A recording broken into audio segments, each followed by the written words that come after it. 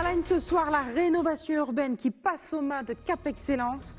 Ce matin, le directeur de l'ANRU pilotait une visite de terrain dans les villes concernées. Il s'agit désormais d'évaluer le coût de cette deuxième phase qui sera gérée par la communauté d'agglomération. Et les Guadeloupéens sont-ils copains avec les vaccins? À l'occasion de la semaine européenne de vaccination impulsée par le gouvernement pour inciter les mères de famille à faire vacciner leurs nourrissons, nous sommes allés à votre rencontre pour le savoir. Et J-7 mois avant la route du Rhum, les professionnels se préparent déjà. Nous nous sommes rendus à la marina de Pointe-à-Pitre pour voir comment s'organisent les préparatifs et comment ceux-ci entendent tirer profit au maximum de l'événement. Journée de sensibilisation à la sécurité routière au collège Macal, Alexandre Macal de Saint-François aujourd'hui. La ville avait invité tous les acteurs publics en lien avec la sécurité pour informer et prévenir des risques chez les plus jeunes. Bonsoir et bienvenue sur ATV Guadeloupe, c'est officiel. Désormais, c'est la communauté d'agglomération Cap Excellence qui aura en charge la réalisation de la deuxième phase de la rénovation urbaine. Ce matin, le directeur opérationnel de l'ANRU, l'Agence nationale de la rénovation urbaine, a conduit la visite de terrain sur les sites concernés qui se situent aux Abîmes, à Pointe-à-Pitre, mais aussi à la ville de Bemao. Reportage Yvan Lemar. Cette visite de terrain s'inscrivait dans le cadre de la deuxième tranche de la rénovation urbaine engagée par les Abîmes et Pointe-à-Pitre. Maintenant portée par l'agglomération Cap Excellence, elle inclura désormais le quartier de Fontricher de Bemao. Il n'était pas normal pour moi, l'ancien adjoint en charge de la cohésion sociale, que je puisse voir que le quartier de Fontricher, qui était un quartier prioritaire aujourd'hui, soit classé en quartier de veille. Et je lui ai fait comprendre toute la nécessité qu'il y avait aujourd'hui que nous puissions bénéficier, au même titre que certains quartiers de Pointe-à-Pitre ou des Abîmes, des financements de l'ANRU, de manière à pouvoir améliorer le cadre de vie des habitants qui sont là. Et ce sont des personnes qui ont leurs difficultés, ils n'ont rien demandé, ils n'avaient pas de logement et aujourd'hui, ils sont installés et ils ont besoin d'une amélioration. L'objectif de cette visite était de présenter les différents projets de l'agglomération. Nous avons fait ce choix résolument, les trois communes, de nous inscrire ensemble dans cet acte 2 de la rénovation urbaine pour s'attaquer aux problématiques de l'environnement durable, évidemment, aux problématiques de l'intégration sociale, notamment par la création d'emplois via l'activité économique, qui est aussi un pilier de cette perspective, de ce projet de rénovation urbaine, et avec aussi les critères d'accessibilité aux handicapés, aux personnes âgées, des cheminements piétons dignes de ce nom, des paysages, des équipements d'accompagnement sportif, culturel, administratif, pour créer une nouvelle vie, une nouvelle ville, aussi en même temps créer aussi de l'activité, notamment pourvoyeuse d'emploi. Les projets présentés font partie d'un protocole de préfiguration qui permettra de lancer les études pour évaluer le coût global de cette nouvelle tranche de rénovation urbaine. On repart pour un programme à l'horizon 2030, 2031, 2028 selon les territoires. Nous allons donc signer un engagement avec les porteurs de projets, Cap Excellence en premier lieu et tous les acteurs fédérés autour, pour mettre au point le programme opérationnel. On se retrouvera dans environ une année pour signer les engagements avec chacun des partenaires. Et puis nous pouvons d'ores et déjà acter l'engagement de certaines opérations qui viennent continuer le premier programme. Donc c'est à la fois des travaux d'études, de mise au point des priorités de travail et puis l'engagement d'opérations. Avec ce protocole, la démolition des tours Gabar, de la tour AB, la restructuration du canal de Grand Camp et les études pour la rénovation urbaine seront lancées pour un coût total de près de 47 millions d'euros. Et un protocole de préfiguration a été signé cet après-midi entre l'ANRU, l'État, Cap Excellence et une quinzaine de partenaires. Il permet de lancer les études qui détermineront le coût des opérations. On écoute d'ailleurs la réaction du préfet Éric Maire, interrogé par Yvan Lemar. L'État et les autres partenaires, dont la communauté d'agglomération de Cap Excellence, eh bien, se sont engagés à financer dans un premier temps les études qui vont permettre d'engager cette nouvelle opération de renouvellement urbain. Donc c'est important puisque tous les partenaires financiers s'engagent par ce document à faire avancer ce très beau projet pour la Guadeloupe et pour l'agglomération de Pointe-à-Pitre. Alors justement, en quoi va consister l'accompagnement de l'État sur ce projet? Alors, l'idée d'abord financier et ensuite, grâce à l'Agence nationale de rénovation urbaine, eh bien, il y a un examen de tous les travaux qui sont présentés par Cap Excellence, de façon à ce que ce projet de rénovation urbaine soit appréhendé dans sa totalité. Parce que bien sûr, il y a des choses visibles, destruction de tours, notamment des tours gabarres, mais il y a aussi de la construction de nouveaux logements, beaucoup mieux adaptés, beaucoup plus modernes aux normes antisismiques, notamment s'agissant d'écoles ou d'établissements publics. Et puis, il y a la question des déplacements. Et avec ce projet ambitieux de transport en commun en site propre. Et à Martinique, les bus mosaïques n'ont pas circulé aujourd'hui après 22 jours de mobilisation. Beaucoup d'usagers s'impatientent avec ce retour à la normale qui était prévu aujourd'hui sur le réseau routier. Aujourd'hui, ce sont les employés de la CFTU qui estiment que les conditions ne sont pas réunies pour reprendre l'activité. Voyez ces explications au micro de Jean-Marc Dabreux et de Michelet François d'ATV Martinique. Le réseau mosaïque est à l'arrêt ce mardi. Les employés refusent de reprendre le travail sans avoir des garanties sur la mise en service de toutes les lignes. Pour qu'on puisse démarrer le réseau sous la CACEM, il faut que la totalité du transport soit faite à 100%. C'est-à-dire les co-traitants, les sous-traitants, tout le monde. Parce qu'on a eu l'expérience par le passé. Effectivement, on était sortis quand il y avait des conflits et puis on s'est fait agresser, lyncher, caillassage, tout et tout. Donc aujourd'hui, on veut l'assurance que la direction nous confirme que tous les bus du réseau sont sortis pour qu'on puisse fonctionner à 100%. Certains ne semblent pas partager cette position majoritaire, mais n'ont pas souhaité s'exprimer face caméra. Selon nos informations, le transfert des salariés vers les nouveaux sous-traitants n'est pas terminé. Aucun bus n'a circulé depuis 22 jours. Demain, un collectif d'usagers prévoit un rassemblement placé sous le signe du mécontentement. Et au chapitre santé maintenant, 4 mois après l'entrée en vigueur des 11 vaccins pédiatriques obligatoires pour les nourrissons, les pouvoirs publics ont décidé de faire une piqûre de rappel sur l'importance de la vaccination, notamment chez les nourrissons, en lançant une campagne dans le cadre de la semaine européenne de la vaccination. Le reportage est signé Anne-Elisabeth Artsen et Moïse Dexter. Préconisé par le gouvernement, c'est aujourd'hui que débute la campagne nationale d'information vaccination. Cette semaine européenne de vaccination a comme thème la vaccination des nourrissons afin de relayer les informations de vaccination en lien avec la nouvelle réglementation d'extension de l'obligation vaccinale aux enfants de moins de 2 ans. Donc nous, on est le service de PMI où les consultations de nourrissons, d'enfants infantiles, consultations infantiles sont assurées par des médecins. Les enfants que nous voyons ont entre 0 et 6 ans. Donc nous commençons les vaccinations à 2 mois. Et après, en fonction du calendrier, nous faisons les injections qui sont obligatoires pour l'âge requis. Canel en a profité pour s'informer et se mettre à jour concernant cette nouvelle réglementation. C'est important parce qu'il y a plusieurs maladies qui sont dehors maintenant et on a toujours besoin de savoir quel vaccin il faut avoir parce qu'il y a souvent la grippe. Donc il y a des vaccins pour la grippe, il y a des vaccins pour chaque matière, en fait, chaque virus et ça nous aide beaucoup. Donc nos enfants n'est pas sûrs d'attraper certaines maladies. La semaine de la vaccination se fera donc entre le 24 et le 28 avril, l'occasion pour ces mères de s'informer, mais surtout de connaître le nouveau calendrier des vaccinations 2018. Et cette semaine de sensibilisation à la vaccination a été aussi l'occasion pour nous d'en savoir plus sur la popularité des vaccins chez nous en Guadeloupe. Êtes-vous d'ailleurs à jour de vos vaccinations? Anne-Elisabeth Artsen et Moïse Dexter vous ont posé la question. On écoute vos réponses. Que c'est très important, que c'est vital, puisque ça nous épargne de certaines maladies qui sont mortelles. Donc c'est vraiment important. On va chez le docteur, il nous dit vaccinez-vous, on suit tout simplement, puis je pense que c'est important aussi. Je suis à jour car c'est une chose très très importante et qu'il faut contribuer à la santé de tous. Pourquoi? Parce que c'est important pour tout le monde. C'est important et il faut être vacciné. Si, je suis inquiète des vaccins, mais bon, je les ai faits quand j'étais petite et puis maintenant, c'est voilà quoi. J'ai plus suivi. On est dans un système où on suit un peu le mouvement, mais bon, après, il y a des vaccins où on est un petit peu sceptique. Très peu d'informations dessus, donc bon, c'est un peu embêtant. Alors, je ne suis pas du tout à jour.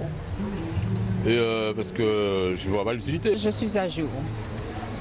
Parce qu'il y a trop de maladies en ce moment, donc il faut faire le nécessaire. Oui, c'est important de faire des vaccins parce que comme ça, on se porte bien. Il n'y a pas de souci. Si je suis à jour pour être protégée contre toute maladie, C'est très important parce que de nos jours, on rencontre il y a tellement de virus et tout ça. Parce qu'il y a différentes maladies, il faut être à jour pour la santé. Je suis déjà vaccinée, mais ça fait longtemps. C'est le rappel que je n'avais pas pris. Je n'ai pas recommencé. Je suis vaccinée, je suis à jour dans mes vaccins. Et pourquoi se faire vacciner? C'est par rapport aux maladies, aux trucs actuellement. Donc il faut être à jour, quoi, je dis. Donc faites-vous vacciner. N'hésitez pas. Et en parlant de vaccins, de maternité, cette semaine, la maison de naissance installée à la clinique Les Eaux Claires à Baie-Mahault fête ses 1 an d'existence. Plus de 45 mamans y ont déjà accouché dans des conditions proches de celles que l'on retrouve lorsqu'on accouche chez soi. Pour nous en parler ce soir, Olivia Plaisant est avec nous. Bonsoir Olivia Plaisant. Bonsoir. Merci d'avoir accepté notre invitation ce soir. Vous êtes la présidente de l'association Le Temps de Naître. Alors on le sait, plusieurs maisons de ce type sont expérimentées à travers la France. Cette maison existe en Guadeloupe maintenant depuis 1 an. Qu'offre-t-elle de mieux qu'un accouchement traditionnel médicalisé à l'hôpital ? Alors, qu'est-ce qu'elle offre de différent? La particularité de l'accouchement à la maison de naissance, c'est que les femmes connaissent la sage-femme qui va être présente le jour de l'accouchement, puisqu'en fait, on les suit dès qu'elles se savent enceintes. Et au plus tard, nous prenons en charge le suivi à la fin du 6e mois de grossesse. Donc, elles nous connaissent. Les parents ont le temps de faire connaissance avec nous. Donc, ils nous connaissent. Et puis, la particularité de la maison de naissance, c'est qu'ils peuvent accoucher donc naturellement, sans intervention, si tout se passe bien. Sans péridurale. Alors, nous accueillons des parents qui sont motivés par l'accouchement naturel. Voilà, oui, il faut en avoir envie. L'autre particularité de la maison de naissance, c'est que les parents rentrent à leur domicile 4 à 6 heures après la naissance. Alors, vous fêtez vos 1 an d'existence cette semaine. Vous organisez d'ailleurs ce vendredi, à partir de 16 heures, au réfectoire de la clinique Les Eaux Claires, une manifestation. Quel sera le programme de cet après-midi ? Eh bien, nous sommes très fiers, très contentes de fêter, de souffler cette première bougie, car c'était un long parcours pour en arriver là et avoir la chance d'avoir une maison de naissance aux Antilles-Guyane. Donc, le programme, ça va être de faire le bilan de cette première année, de présenter comment ça s'est passé. Il y aura nos partenaires aussi, l'ARS, qui est le financeur en fait du projet, la clinique Les Eaux Claires, qui a été l'établissement qui nous a accueillis et qui a pris le risque et qui a fait le pari en fait en nous accueillant. Et il y aura surtout le témoignage en fait des parents qui ont accouché à la maison de naissance et les sages-femmes aussi, qui vont parler de cette façon d'exercer qui est différente. Est-ce que l'accouchement naturel correspond, selon vous, à un effet de mode ou plutôt à une prise de conscience d'accorder une place à tout ce qui est naturel ? Je pense que ça correspond plus à une prise de conscience et en fait, non pas tant un effet de mode. Ça a toujours existé cette volonté en fait d'accoucher dans son intimité, en fait, avec des gens que l'on connaît, sauf qu'actuellement en structure hospitalière. Sans péridurale, c'est quand même moins populaire. C'est récent dans l'histoire de l'humanité, vous savez, en fait, la péridurale. Aujourd'hui, les femmes ont le choix. Et donc, pour les femmes qui avaient envie d'accoucher naturellement et d'avoir ce côté intimiste, en fait, c'était pas trop possible, en fait, en structure hospitalière. Donc là, elles ont la possibilité d'accoucher à l'hôpital ou d'accoucher à la maison de naissance, et puis surtout de pouvoir rentrer à la maison avec leur bébé et de continuer le suivi à la maison. Est-ce que l'accouchement naturel comporte des risques ? L'accouchement naturel en lui-même ne comporte pas de risques, en fait. Accoucher, il peut y avoir des complications. Et par rapport à ça, la maison de naissance, en fait, les parents bénéficient d'un suivi médical par une sage-femme à la maison de naissance. Et notre champ de compétences est tout ce qui est normal. Nous savons repérer aussi quand ça ne se passe pas normalement. Et à ce moment-là, nous orientons vers le suivi adapté, les professionnels adaptés. Donc nous travaillons en relation avec des gynécologues obstétriciens, des pédiatres. Et surtout, nous travaillons en relation avec la maternité des Eaux Claires. Donc toutes les grossesses à risque, en tout cas, ne peuvent pas être prises en charge par la maison de naissance. Non, voilà. Nous rencontrons les parents pour un premier entretien. Nous faisons leur dossier. Nous passons en revue tous leurs antécédents, le suivi de la grossesse. Et s'il y a la moindre anomalie, même en cours de suivi, en fait, nous les orientons vers la maternité, qui est toute proche, qui est la porte à côté. Vous l'avez dit tout à l'heure, l'heure sera au bilan pour vous de ces 1 an. Comment ont vécu ces femmes qui ont finalement relevé ce défi d'accoucher naturellement ? Alors, ce n'était pas forcément un défi, c'était souvent évident pour elles. Et même si des fois avec les croyances, avec les peurs qui sont transmises, ça paraissait, être différent de ce qui les entoure, mais c'était pas forcément un défi, c'est quelque chose d'évident. il y avait des appréhensions? Pas du tout? Oui, on peut avoir des appréhensions. On a tous des appréhensions face à quelque chose d'inconnu, en fait, parce qu'on ne sait jamais quand est-ce qu'il va arriver l'accouchement, comment ça va se passer, comment ça va se dérouler. Ça fait partie un petit peu des émotions que l'on vit, de ce qui nous accompagne, en fait. Merci Olivia Plaisant, en tout cas, d'avoir accepté de répondre à nos questions ce soir. Je rappelle que la manifestation aura lieu ce vendredi à 16h au réfectoire de la clinique Les Eaux Claires. Nous parlons d'un autre sujet. Beaucoup attendent et espèrent beaucoup de cet événement à venir, la Route du Rhum 2018. Anne-Elisabeth Arsène et Maud Dexter se sont rendus à la Marina pour voir comment les professionnels se préparent justement à maximiser, à profiter de cette course prévue dans 7 mois maintenant. On regarde leur reportage. Créée en 1978 pour l'arrivée de la première régate transatlantique en solitaire, la Route du Rhum se prépare à mettre les petits plats dans les grands pour cette 40e édition. Cette année, on attend que ce soit une belle course comme d'habitude. On va essayer de mettre les petits plats dans les grands, on va mettre un peu plus d'animation que d'habitude. On va essayer de faire de notre mieux pour accueillir nos navigateurs. Et surtout cette année-ci, on en a pas mal qui participent. S'il y a plus de clients, il faut plus de personnel. Il faut créer quelque chose pour les 40 ans quand même de la Route du Rhum. Menu spécial 40 ans Route du Rhum pour que ça donne l'air festif. Ça marche, on ne peut pas dire que ça ne marche pas parce qu'il y a du monde, il y a des passages, il y a de l'animation, il y a tout. Tout le monde l'attend avec impatience. Côté animation, c'est également l'occasion pour le Barca Circus de présenter son spectacle hors du commun. On fait du spectacle sur l'eau, c'est-à-dire qu'on fait du cirque sur l'eau itinérant. C'est comme du cirque en roulotte, mais c'est sur l'eau. Donc il y a des trapèzes dans les mâts, il y a du jonglage, on a même un ami qui jongle, un fou qui jongle avec des machettes et du feu, tout ça sur le bateau. Donc c'est un spectacle itinérant. Pourquoi pas pour la Route du Rhum, ça fait une bonne date, c'est lié les deux mondes, quoi, l'eau et le cirque. Et puis on travaille beaucoup dans les airs, donc c'est un mélange entre eau, air et terre, quoi, du coup. Ça nous permet d'avoir du public aussi. Et puis on parle de quelque chose qu'on fait sur l'eau, donc on est collègues, quoi. Eux ils font la course, mais nous on travaille aussi sur l'eau d'une autre manière, en s'amusant en fait. Voilà, nous on est là à l'arrivée pour les détendre, quoi. Plus que 193 jours pour le départ de cette 40e Route du Rhum qui se déroulera à partir du 4 novembre prochain, avec cette année 122 bateaux inscrits pour une traversée de l'Atlantique en solitaire de Saint-Malo à Pointe-à-Pitre.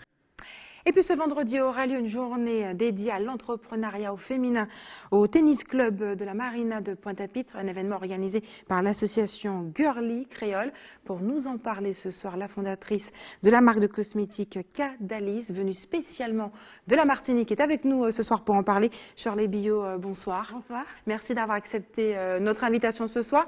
Vous êtes aussi l'invité, je l'ai dit, de cette journée dédiée à l'entrepreneuriat au féminin. L'entrepreneur avec un E. Pour vous, d'accepter cette invitation, c'était une évidence? C'était une évidence parce que je suis très engagée en fait dans la valorisation de l'entrepreneuriat spécifiquement féminin. Parce qu'on a des difficultés, des inquiétudes. Des fois, on manque un peu, je pense, de courage, d'ambition. Peut-être parce qu'on n'est plus des femmes, on se pose plus de questions. C'était pour moi quand Prisca Jean, qui est l'organisatrice de l'événement, m'a proposé de venir. J'ai tout de suite dit oui parce que j'adore partager mon expérience avec d'autres femmes. Et vous ne serez pas la seule femme audacieuse ce vendredi. Vous serez également entourée d'autres femmes entrepreneurs qui se sont distinguées à l'étranger. Je pense notamment à la Guadeloupéenne Vanessa Bolosier. Comment va s'organiser cette journée? Alors pour le coup, c'est de 9h à 19h. Il y a 200 en fait, places, 200 invités. 200 places disponibles. D'ailleurs, vous pouvez encore vous inscrire sur l'entrepreneur L avec un L et un E à la fin.fr. Donc c'est de 9h à 19h. Il y a un workshop. En fait, on commence avec moi, Ingrid de Shopil. Vous avez aussi Maïré de Relais Shop qui est basée aux États-Unis, Vanessa qui est basée à Londres. On va donc partager nos expériences à l'international et en France sur nos activités. Ensuite, vous avez 14 workshops différents. C'est une journée qui est vraiment dédié au partage de connaissances, aussi au networking. Le but, c'est de partager des expériences avec de la bienveillance et de l'ouverture d'esprit. Shirley Billot, vous avez toute une expérience unique. Quel est le message que vous portez? Moi, personnellement, j'ai tout de suite pris le pari de partir à l'étranger, notamment en Asie. Moi, mon message, c'est oser. entreprenez et n'ayez pas peur d'avoir des ambitions qui peut-être vous amèneront au-delà de nos régions, même au-delà de la métropole et de partir à l'international. Et pour le coup, vous voyez, moi qui partais de ma petite île... La Martinique, il faut le préciser. La Martinique, mais je travaille sur les bananes de Guadeloupe et de Martinique, je précise quand même, je valorise nos deux îles. J'intègre l'incubateur de start-up de L'Oréal, qui a un programme d'accompagnement qui est basé à Station F. C'était une sélection mondiale. Vous voyez comme quoi partir de la banane et de notre petite île peut nous amener à des horizons tellement en fait inimaginables. Il faut vraiment garder la foi. Comment vous avez l'intention justement, quelles seront les clés que vous allez transmettre à ces femmes qui viendront assister à ces conférences? Pour le coup, c'est d'être organisé et structuré. Je pense que vraiment c'est l'approche vraiment importante, parce que créer une société et la gérer, ça demande énormément de concentration et de ténacité. Ensuite, c'est de ne pas rester seul. Il faut vraiment fonctionner en réseau, parce qu'en fait, quand on est devenu entrepreneur, on est assez solitaire, et si on n'est pas accompagné, si on ne partage pas nos expériences, parfois on peut se démotiver. Donc c'est important de faire partie de réseau et puis de chercher constamment à se former et à s'améliorer, d'où l'événement de vendredi où vous avez vraiment, vous aurez plein d'experts, plein d'ateliers pour apprendre et en connaître plus sur différents secteurs d'activité. Ces femmes auront la chance de pouvoir partager, échanger avec vous et également, je pense aussi à Vanessa Boulosier. Ça semble à peine croyable de voir ces jeunes Antillaises qui brillent à l'étranger, vous avec vos produits jusqu'en Asie et peut-être plus loin. Selon vous, qu'est-ce qui a fait la différence? En fait, je pense qu'il faut qu'on soit fiers de notre patrimoine. Je pense que, et on prend l'exemple de Vanessa, qui clairement défend la cuisine créole. Exactement. Et je pense qu'en fait, on a un patrimoine qui est extrêmement riche. Il faut vraiment être fier de ça. Et à l'étranger, en fait, finalement, on nous attend. Pas forcément peut-être en métropole, mais je peux vous dire que dans d'autres pays, les gens sont vraiment friands de notre identité culinaire, notre identité sur la pharmacopée, par exemple. Et on prend l'exemple aussi de Maéré et de Ingrid, qui permettent d'être un relais sur les produits qui ne sont pas disponibles aux Antilles depuis la métropole. Ça, c'est Ingrid avec Shopil et Maéré depuis les États-Unis avec Relais Shop. Elles font aussi toutes les deux une interface entre le commerce et la distribution sur ces deux pays pour les amener et les apporter en outre-mer. Shirley Billot, merci en tout cas d'avoir accepté de répondre à nos questions. Voilà. Ce soir, le rendez-vous, c'est vendredi. Les hommes sont les bienvenus aussi. Les hommes sont également les bienvenus. Ce n'est pas uniquement réservé aux femmes. Nous partons pour la Martinique, votre île natale, vous le savez. Une semaine après les inondations qui ont durement éprouvé les habitants de la commune du François, l'heure est à la solidarité. Les entreprises aussi pourraient y perdre moins de plumes, parce qu'un dispositif gouvernemental le permet. On regarde les explications de Jean-Marc Dabrou et de Michelet François. Cela faisait 8 jours que le bruit des perceuses sur le métal n'avait pas résonné dans cet atelier de menuiserie. C'est notre première journée où on fait quelque chose, vraiment. Autrement, c'était vraiment la gadoue. Après les inondations, les salariés étaient occupés au nettoyage et le patron envisageait la poursuite de son activité. Donc ça nous a demandé toute la semaine de nettoyage, la semaine... à récupérer aussi, à faire les démarches auprès des assurances, et puis voilà, donc c'est très compliqué. Un peu plus loin, ce chef d'entreprise contemple 60 000 € de marchandises, maintenant invendables. Ça, je peux pas le vendre aux clients, c'est pas possible. C'est pas possible, ils ont pris de l'eau, y a de la boue, ça va dégager aussi des odeurs pas très agréables. Donc voilà quoi. Après le calcul des pertes, vient la question de l'avenir des 4 salariés. Je devrais peut-être me poser la question pour voir si je ne mettrais pas en chômage technique ou partiellement, puisque nous avons perdu une semaine de travail, nous manquons de marchandises. Et le mois de mai est un mois où il n'y a déjà pas beaucoup de jours ouvrables, donc il y aura des décisions à prendre. Autre solution pour les entreprises touchées par les intempéries, l'activité partielle. Qui permet aux employeurs, donc victimes soit de la conjoncture économique, d'un sinistre, ou même des intempéries comme ceux de lundi au Robert, de pouvoir compenser la perte de revenus due à l'arrêt d'activité, arrêt total ou arrêt partiel. En quelques clics sur Internet, la démarche permet de percevoir une aide d'environ 7 € de l'heure par salarié pour le maintien de l'emploi après la perte d'outils de production ou une mauvaise conjoncture économique. Le dispositif est totalement dématérialisé, C'est ce qui permet effectivement des délais de traitement qui sont très courts et pratiquement un échange avec l'administration en temps réel. 2 entreprises sinistrées par les inondations et les coulées de boue de lundi ont déjà activé l'activité partielle. Dans cette zone d'activité économique du Robert, une 50aine y est éligible. Et restez sur ATV Guadeloupe dans quelques minutes. Les collégiens du collège Alexandre Macal de Saint-François sensibilisés sur la sécurité routière. Et puis nous irons à la rencontre de l'artiste Lovadja qui met son talent au service de la jeunesse guyanaise. Ce matin, les élèves de 3e du collège Alexandre Macal de Saint-François ont été sensibilisés aux dangers qui peuvent se présenter sur la route. Pour l'occasion, tous les acteurs publics en lien avec la sécurité étaient présents, mais aussi la caméra de Karen Diama. On regarde. Aujourd'hui, au collège Alexandre Macal, les classes se sont transformées en lieu d'échange. Enfin, ça a commencé qu'en janvier. 12 tués déjà, 134 victimes. Donc on parle de victimes, on parle de blessés sur la route et de tués sur la route. 134 depuis janvier 2018. D'accord? Je ne sais pas si vous vous rendez compte un peu, mais... Dans cet atelier, animé par la police municipale, plusieurs thèmes ont été abordés. L'accent aura particulièrement été mis sur le comportement à adopter sur la route. Oui, c'est intéressant parce que j'apprends qu'il faut faire attention à la route et il faut faire attention avec les voitures parce qu'on peut être blessé gravement et on peut même perdre une vie. On peut perdre la vie et pour l'alcool, pour un téléphone. Dans cet autre atelier, animé cette fois par l'ADEAL, il s'agissait de sensibiliser les jeunes conducteurs de motocyclettes. Je trouve que ça a été très intéressant. C'est bien de pouvoir voir comment le code de la route se passe, comment ça se passe dans la route. Nous commençons par les élèves de 3e, parce que ce sont eux qui devront ensuite transmettre tout ce qui est comportement à avoir sur la route à nos aînés, on va dire. Je trouve ça très enrichissant, ça peut nous aider, pour que quand on sera grand, on fasse plus attention sur la route. Ça nous apprend aussi à être en prévention et à l'avenir aussi à dire à nos enfants de faire attention. Voilà. Parmi les autres intervenants, la douane, les pompiers ou encore l'association Stop Drogue pour sensibiliser à la conduite sous l'emprise de stupéfiants. La force, je dirais, d'inhaler la cocaïne, eh bien cette cocaïne, elle va directement au cerveau, certes, mais avant ça, elle aura fait des dégâts au niveau de ses narines. Ça nous prévient, ça nous met en garde, ça nous dit qu'est-ce qu'on doit faire attention et pourquoi on ne doit pas en prendre. Sensibiliser encore et toujours les plus jeunes, une mission à laquelle s'emploie quotidiennement l'équipe du collège Alexandre Macal. Tous les jeunes de 3e, soit ils viennent à l'école à vélo ou en scooter, ou ils sont même amenés à utiliser un scooter.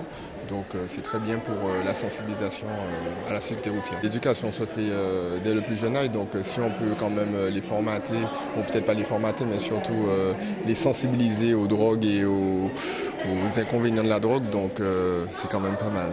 Les examens pour l'obtention de la SSR sont prévus la semaine prochaine.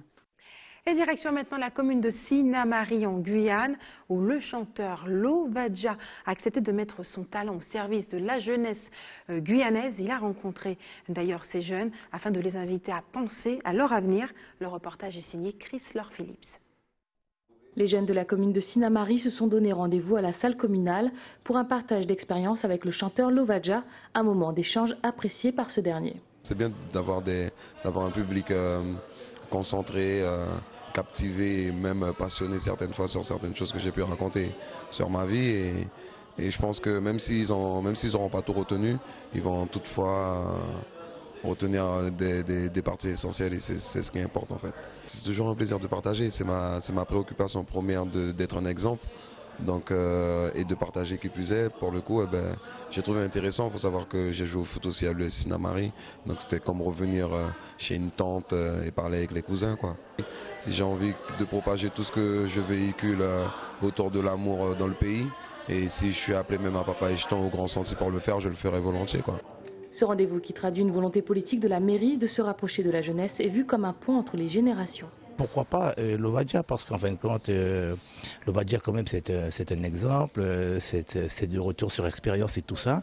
Donc nous pensons aussi que ça fera aussi réfléchir un petit peu plus à cette jeunesse, c'est ce que nous souhaitons. L'expérience partagée par une quinzaine de jeunes Sinamariens a conquis l'Assemblée, perclus de bonnes intentions à l'issue de ces 2 heures de conférence. C'est un moment d'écoute, donc je suis venu pour écouter, pour pouvoir partager. Comme ils sont déjà plus grands, ils sont classés et tout, donc on peut prendre un exemple sur eux. Comme ils sont déjà qualifiés, donc ils peuvent nous donner leur savoir et puis comment ils ont fait pour arriver où ils sont arrivés. Eh bien, on a appris que si on veut quelque chose, il faut tout faire pour l'avoir. Il ne faut pas rester là à attendre et puis dire que oui, on n'a rien, non. Il faut chercher, il faut développer, il faut faire de son mieux. Il faut se donner à 100% pour pouvoir réussir ce qu'on veut plus tard. Le partage d'expérience, un concept qui semble avoir de beaux jours devant lui. Et c'est l'heure des informations pratiques. Maintenant, faites des réserves d'eau si vous habitez à Sainte-Anne. Les coupures sont prévues chez vous demain soir à 18 h, avec un retour à la normale le lendemain à 6 h du matin. L'équipe de l'établissement français vous donne rendez-vous demain au centre commercial de Mille-Élis dans les allées 24 et 25 à partir de 13 h. Et enfin, si vous avez des informations à nous communiquer, n'hésitez pas à nous appeler au 71 2 fois. Voilà, c'est la fin de notre édition locale et régionale. Avant de se quitter, je vous rappelle les principaux titres de ce mardi 24 avril. Nous l'avons vu ce soir, la rénovation urbaine passe aux mains de Cap Excellence. Ce matin, une visite de terrain avait lieu dans les villes concernées, Pointe-à-Pitre, Abîme et Bemao. Il s'agit désormais d'évaluer le coût de cette deuxième phase. Et puis, nous l'avons vu ce soir, la semaine européenne de vaccination a débuté aujourd'hui en Guadeloupe. Les pouvoirs publics ont décidé de faire une piqûre de rappel sur l'importance de la vaccination chez les nourrissons. Et J-7 mois avant la route du Rhum, les professionnels se préparent activement. Nous nous sommes rendus à la marina de Pointe-à-Pitre pour voir comment s'organisent les préparatifs et comment ceux-ci entendent tirer profit au maximum de l'événement. Et puis journée de sensibilisation aujourd'hui à la sécurité routière au collège Alexandre Macal à Saint-François. La ville avait invité tous les acteurs publics en lien avec la sécurité pour informer et prévenir tous les risques chez les plus jeunes. Merci d'avoir choisi ATV Guadeloupe. Je vous souhaite une excellente soirée. On se retrouve demain à 18 h 45.